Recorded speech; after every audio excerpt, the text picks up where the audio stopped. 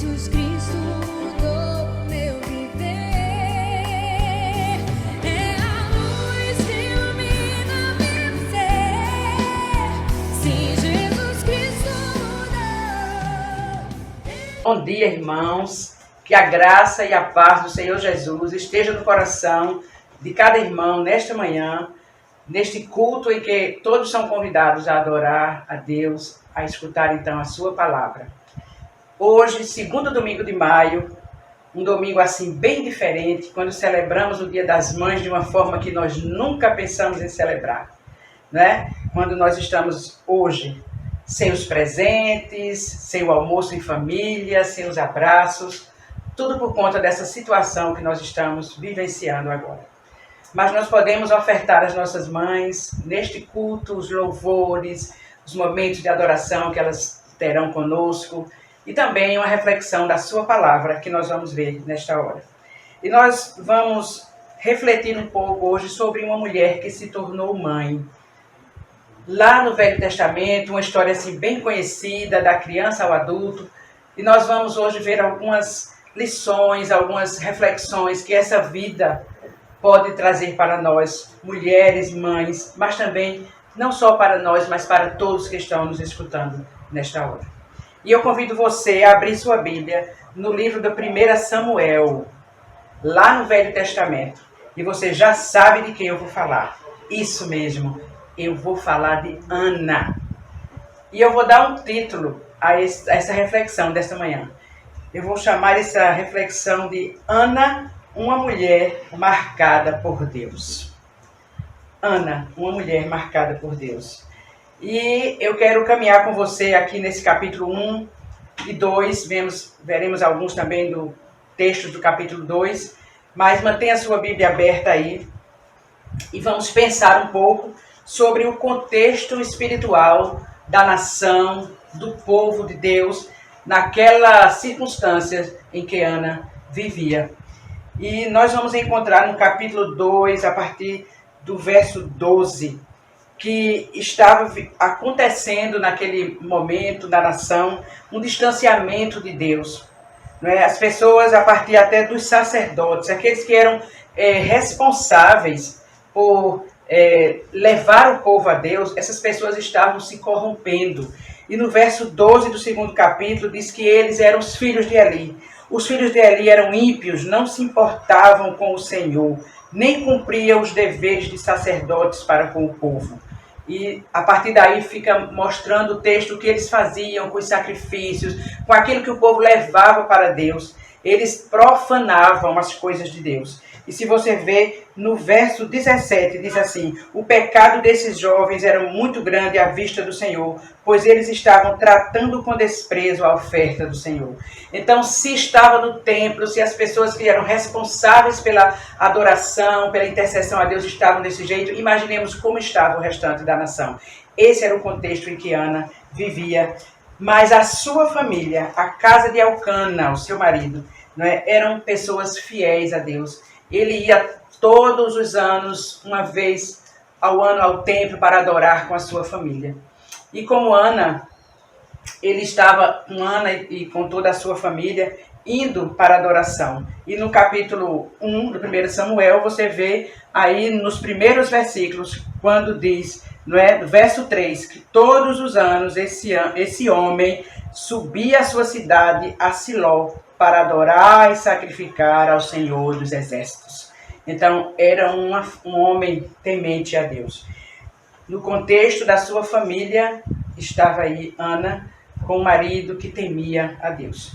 Mas eu quero chamar a sua atenção para a primeira situação que nós podemos dizer que Ana era uma mulher marcada por Deus. Ana foi marcada por Deus por uma situação que ela não podia resolver. Uma situação que ela não podia resolver. Marcada por um problema, aos seus olhos, impossível. Ana foi marcada pela esterilidade. Ela não podia dar à luz a filhos. E naquele contexto social, daquela época, a mulher que não tinha filhos, né? O marido tinha o direito de ter uma outra mulher que lhe desse filhos, para que a sua descendência existisse, para que ele não ficasse sem descendência. E aí o seu esposo Elcana, embora ele amasse muito, ela era sua primeira esposa, tinha Penina, a sua rival. E Penina gerou filhos para Elcana. E aí o texto de 1 Samuel, capítulo 1, verso 5, diz que na hora do sacrifício que ele ia oferecer a Deus, ele dava uma porção dupla a Ana, porque a amava, apesar de que o Senhor a tinha deixado estéril. O Senhor a tinha deixado estéril. Termina o versículo 5, inicia o versículo 6, com essa expressão que Ana era estéril. Em alguma versão diz assim, porque o Senhor havia lhe cerrado a madre. O Senhor a impediu de ter filhos. Então, Ana era uma mulher marcada por Deus, porque Deus permitiu que ela não tivesse filhos, que ela fosse estéril. Então, que dor, que sofrimento para essa mulher que desejava tanto a maternidade. Aí nós perguntamos, por que Deus permitiu que Ana sofresse tanto, devido a essa sua esterilidade? Porque ele não atendeu logo quando ela orou pela primeira vez. E se nós olharmos na Bíblia, outras mulheres que tiveram esse mesmo problema de esterilidade, e quando Deus fez um milagre na vida dessas mulheres, é porque Deus trazia filhos com propósitos. Filhos com propósito específico à história da redenção. E aí, se nós pudéssemos voltar e ver todas, nós poderíamos citar Sara, uma mulher estéril, mas depois ela deu à luz a Jacó e Esaú. Jacó, que foi aquele que Deus preparou a nação através dele. Raquel, também estéril, Deus fez o milagre e ela foi a mãe de José. José, o grande legislador lá no Egito. Isabel, lá no Novo Testamento, estéril, e Deus abre a sua madre e ela dá luz a João Batista, que foi o precursor de Jesus. Então, todas as vezes que o Senhor fazia um milagre na vida de mulheres assim, era para que o seu propósito redentor se cumprisse através daqueles homens, filhos daquelas mulheres. Mas Ana não foi uma mulher apenas marcada por esse problema humanamente impossível. Ela também foi uma mulher marcada pela persistência na oração. Essa primeira marca lhe levou à segunda. Ela orava, chorava ao Senhor, diante do Senhor.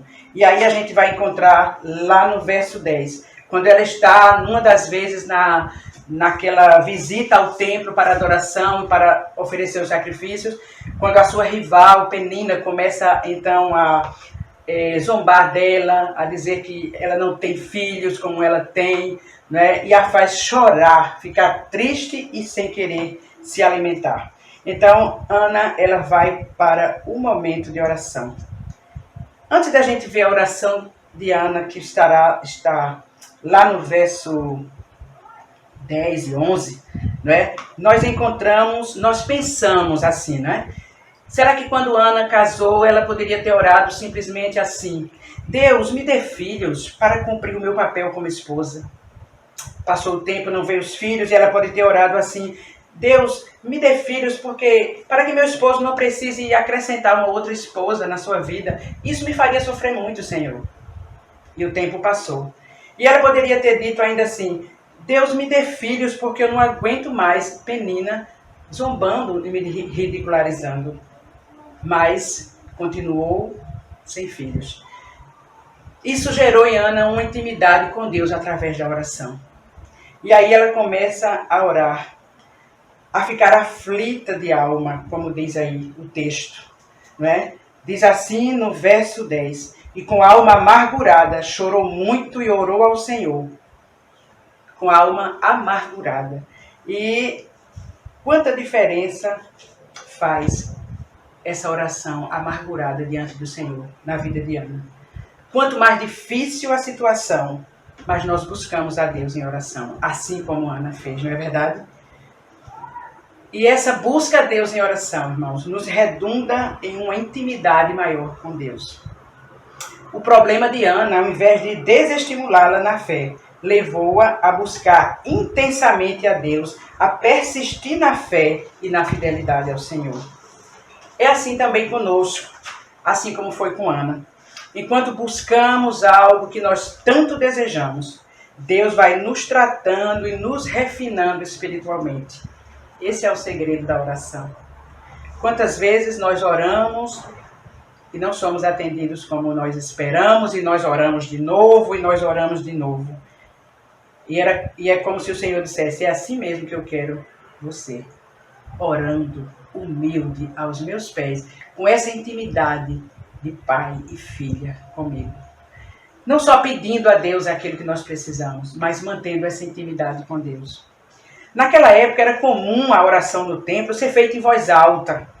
Por isso que quando Ana chega, que começa a mover apenas os lábios de tão amargurada, de tão sofrida que ela está naquele dia, o sacerdote olha e ele não entende. E nós vemos então no verso 11, quando ela faz o voto a Deus: ó Senhor dos Exércitos, se tu deres atenção à humilhação de tua serva, te lembrares de mim, não te esqueceres de tua serva, mas lhes deres um filho, então eu o dedicarei ao Senhor, por todos os dias da sua vida. E no verso 12 ela continua a orar diante do Senhor, e Eli observa a sua boca, e como ela orava silenciosamente, seus lábios se mexiam, mas não se ouvia a voz.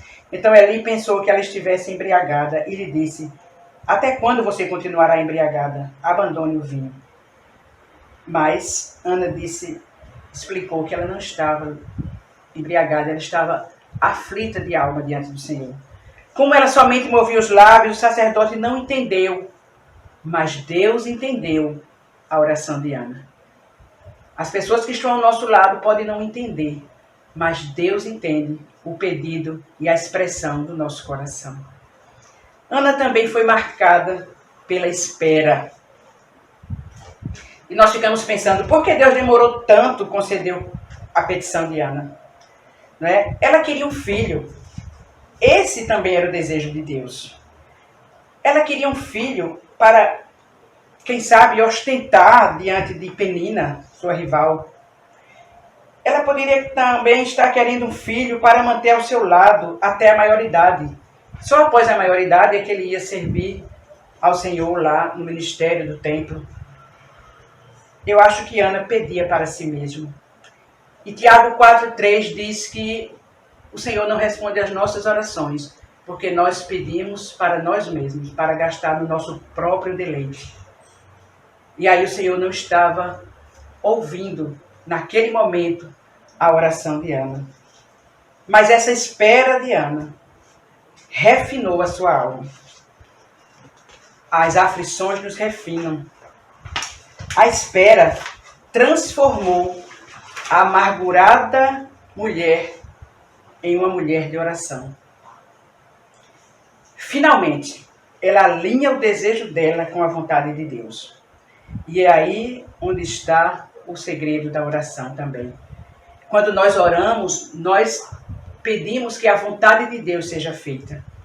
Quando nós oramos, não é a nossa vontade que precisa, nem deve prevalecer. Mas quando nós alinhamos a nossa vontade à vontade de Deus, aí o milagre acontece.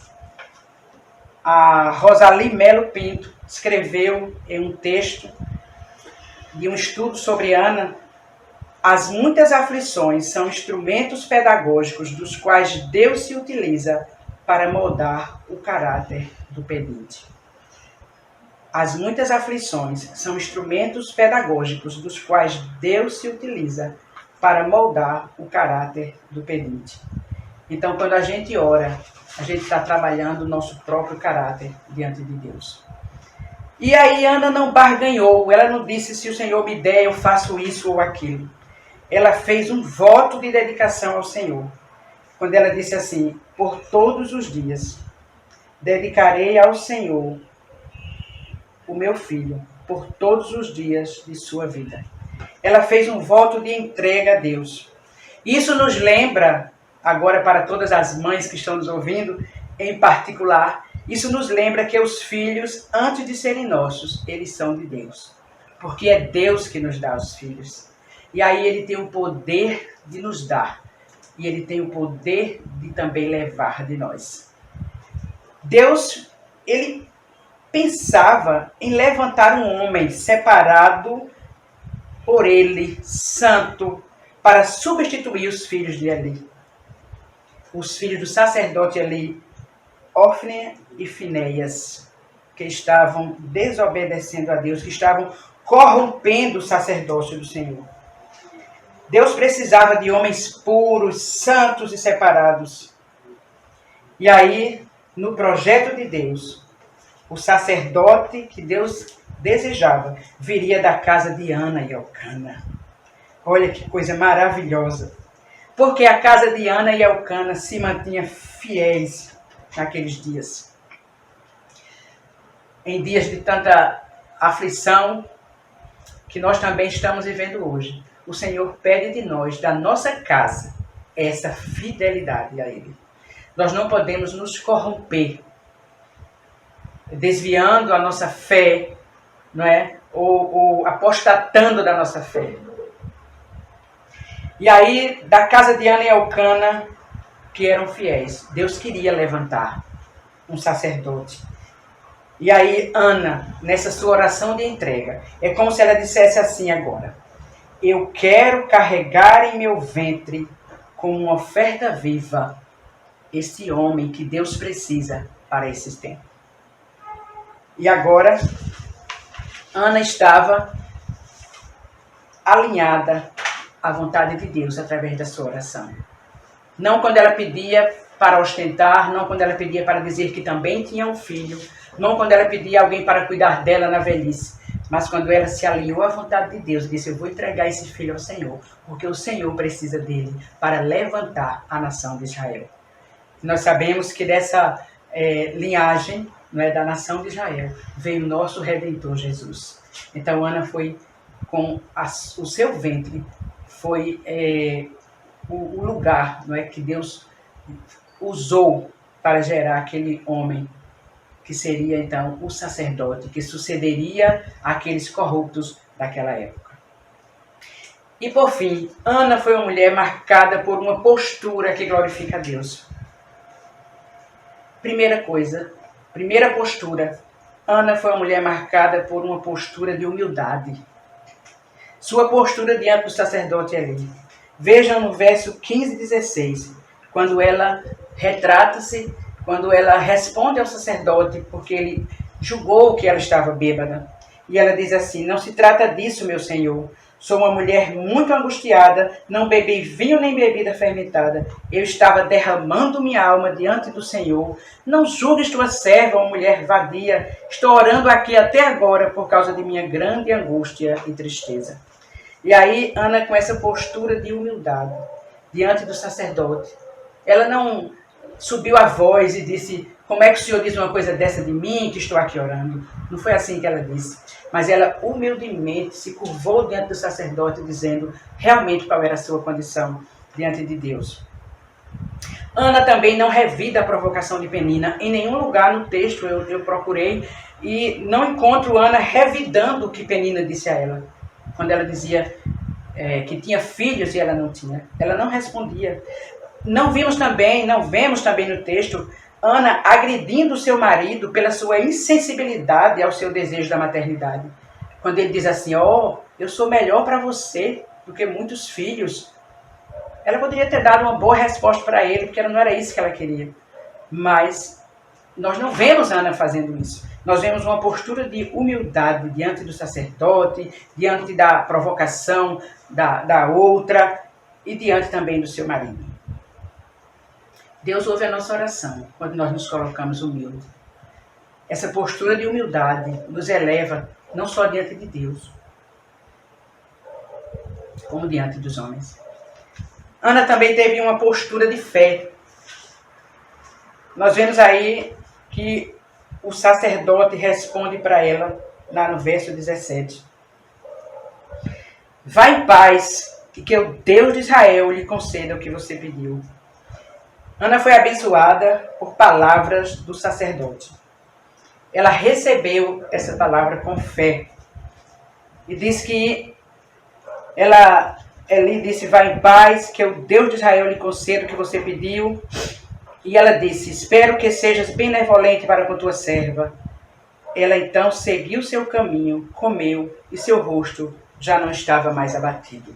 Uma postura de fé faz com que nós levantemos o nosso rosto, mesmo antes de receber o que pedimos a Deus, mesmo antes de Deus ouvir a nossa oração. Nós precisamos ter essa postura de fé. Estamos orando nesses dias pelas famílias, por aqueles que ainda não se converteram na nossa casa, os nossos familiares, mas a gente tem que ter fé, levantar a cabeça e levar à frente a nossa vida, sabendo que é o Senhor que nós entregamos ali a nossa oração há de responder a seu tempo. Foi isso que Ana fez. Ela não saiu grávida lá do templo, não. Ela foi para casa, mas ela já saiu feliz, crendo, com fé na bênção que Deus iria conceder a ela. E aí, no verso 18, no verso 19, diz que ele na manhã seguinte se levantaram, adoraram ao Senhor. Olha o segredo também, adoraram ao Senhor. Antes mesmo da bênção chegar, voltaram para casa em Ramá. E aí o verso 19 diz que Elcana teve relações com sua mulher Ana, e o Senhor se lembrou de Ana. Aleluia! E agora Ana fez a sua parte. Estava lá com seu esposo, cumprindo, né, a bênção do ato conjugal que Deus privilegia para os casados. E nessa hora, e Deus se lembrou de Ana. E no verso 20, nós encontramos a descrição. Assim Ana engravidou e no devido tempo deu à luz a um filho e deu-lhe o nome de Samuel, dizendo, eu pedi ao Senhor. E agora, depois dessa postura de humildade, de fé, Ana também tem uma postura de fidelidade. Aquilo que ela pediu ao Senhor, aquele voto que ela fez de entregar ao Senhor o seu filho, ela fez. No verso 21 diz que no ano seguinte Elcana subiu com toda a sua família para oferecer o sacrifício anual ao Senhor e para cumprir o seu voto. Ana não foi porque o bebê ainda era recém-nascido, ainda mamava, mas ela, depois, na outra oportunidade em que o menino já estava desmamado, ela o levou e apresentou ao Senhor. E ela disse para ele, eu não vou agora, mas eu irei, apresentarei ao Senhor e farei como eu prometi ao Senhor. E agora, Ana estava dando esse testemunho fiel, não é? Às vezes nós pedimos a Deus algo, e Deus nos dá, e a gente usa aquilo que Deus nos deu para nos impedir de servir a Deus, de ser fiel a Deus, de adorar a Deus, de usar os nossos dons para Deus.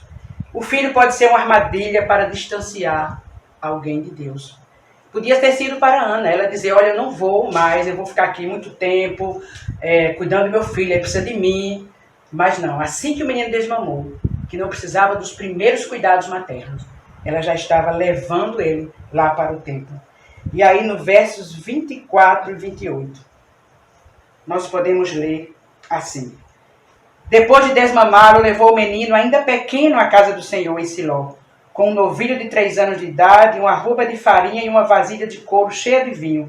Eles sacrificaram o novilho e levaram o menino a Eli. E ela lhe disse, meu Senhor, juro por tua vida que eu sou a mulher que esteve aqui a teu lado orando ao Senhor. Era este menino que eu pedia. Em outra versão diz assim, por este menino orava eu. E agora Ana está devolvendo ao Senhor o que o Senhor deu para ela. Então nós não podemos idolatrar nada nem ninguém. Nem os nossos filhos que amamos tanto. Viu, mamãe? Nós não podemos. Filho não pode ser empecilho à nossa adoração. Eles fazem parte da adoração. Ana foi com Samuel adorar. Samuel foi cuidado pelo próprio Deus. Nós não conseguimos ver uma babá, alguém aqui no templo.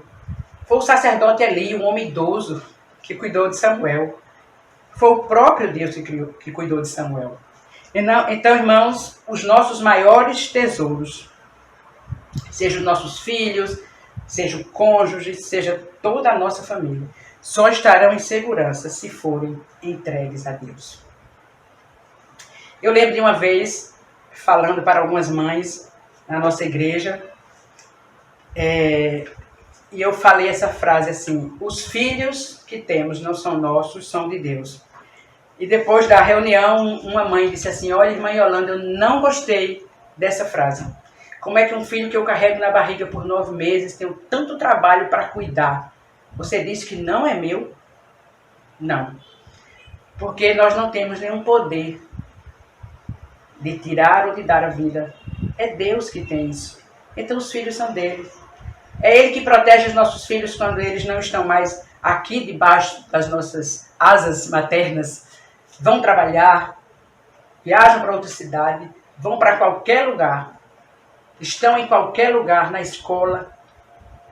E Deus está cuidando deles. É você que cuida? Não. Às vezes nem diante dos nossos olhos a gente tem esse poder desse cuidado. Mas Deus tem.